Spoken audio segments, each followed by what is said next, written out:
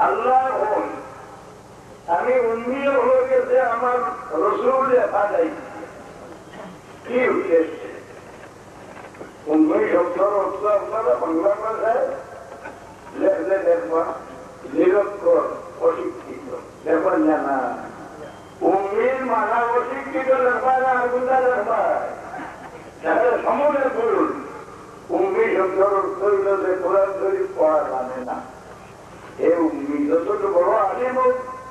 দুনিয়া ভাষা আলিম কোরআন শরীফ শুদ্ধ নাই এর হলে নামাজে করি এ উম্মি এর মোকাবিল শব্দ হইল আলি আর জাহিল শব্দর মোকাবিল শব্দ হইল আলি বুঝলো আল্লাহ আমি উম্মি হয়েছে আমার রসুলকে পাঠাইছি কিভাবে চিঠি ভরে দিয়ে যায়নি